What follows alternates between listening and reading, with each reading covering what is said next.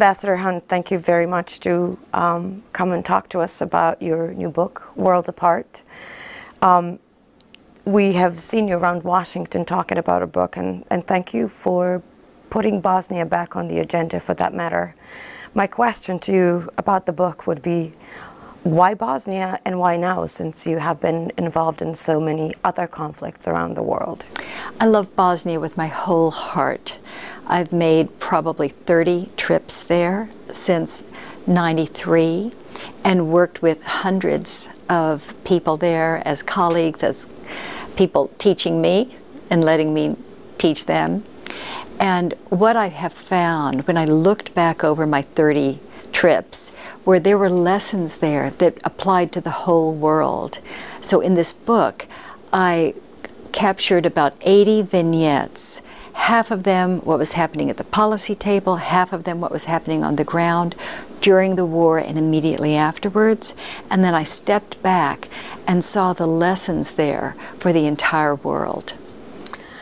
There's something in the book that struck me as very important, and I was personally very moved. You said during the negotiations, you came out ready to do your work, and then you noticed that there are all these men in gray suits. Well, meanwhile, you were talking to a lot of women, and you were wondering why there weren't any women at the negotiating table. That also affected your work later on. Can you tell us something about that? Sure.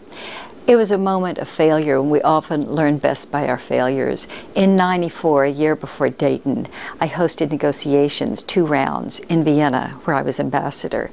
And that was the creation of the federation between the Croats and Bosniaks. And it wasn't until we were signing the peace agreement in Washington, Presidents Izetbegovic, Tudjman, and Clinton, that I looked in the audience and noticed that there were no women involved. And I thought, how did that happen when I was the host and I didn't see it?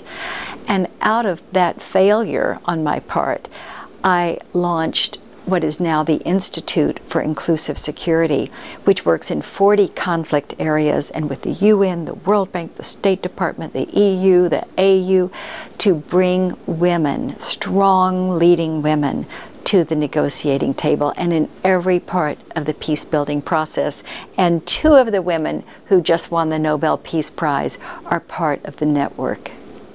Do you think there is enough women in Bosnian politics today? Oh, Lord, if there were more women in Bosnian politics, it would be a very different situation. And it has been very hard for women to break through in the numbers that are needed. But I will tell you that I have talked with people from the most radical parties, as well as people in the middle, and I've asked, if half the people around the table had been women, would there have been a war? And every single person has said to me, absolutely not. And one said, women think a long time before they send their children out to kill other people's children.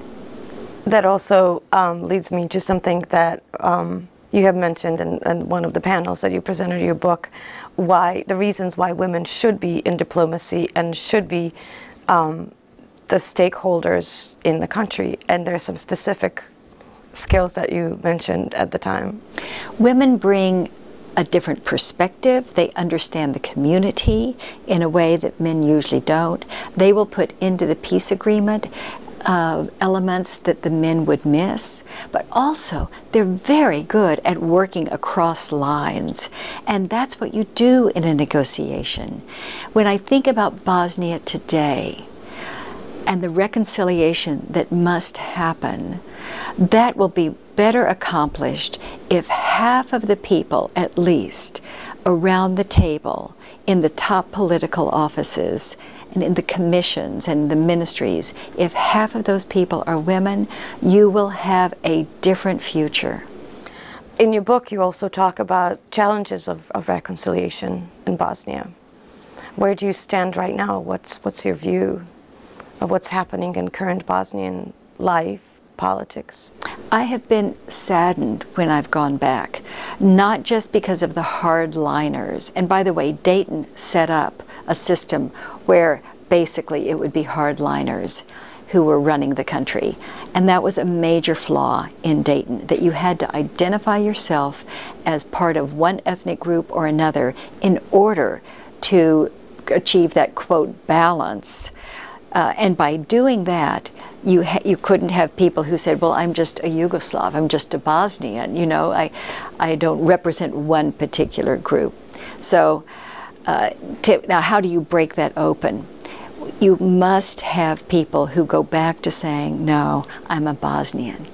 And in particular, religion is being abused in Bosnia. Religion in Bosnia has been, in the past, a place where people crossed over. I was so taken when friends there who were, let's say, Christian, would tell me that they wouldn't serve pork on Easter Sunday. And I said, well, why not? And they said, well, because of our Muslim friends. Now, you would never hear that in the United States, that kind of consideration across lines. But when I saw how prayers became war cries during the war, I realized that wasn't because of God and a love of God and God's love. That was political.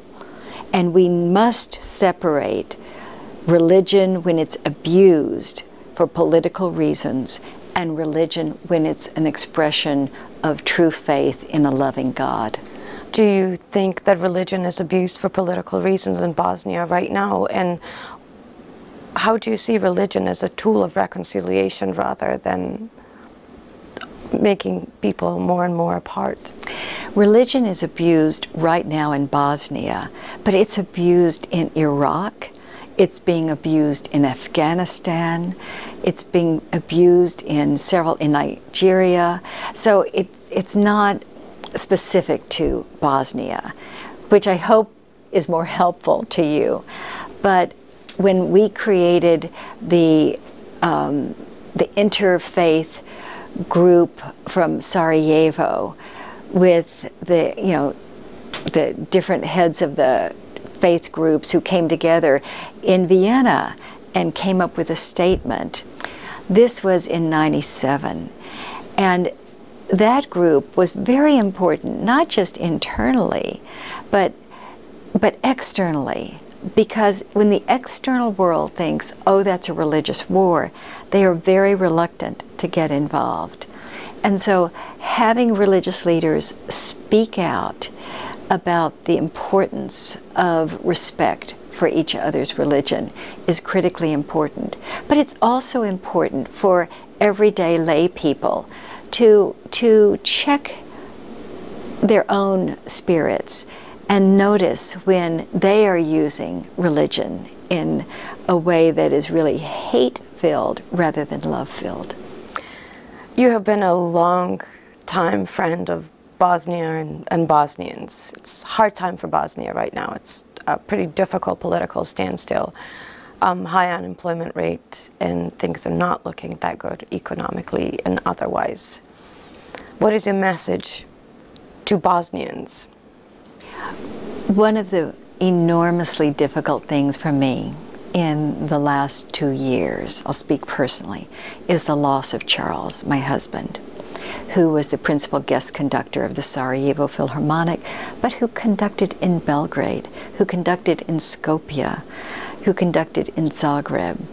And one of the things I saw for him was the hope he would bring to the audiences. And he came back to Bosnia, and I appreciate how moved you are by this, because I can hardly talk about it without my own tears.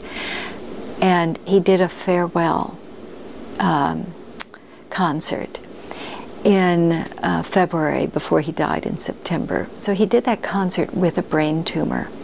And he did it. He came. It was very hard, that trip for him.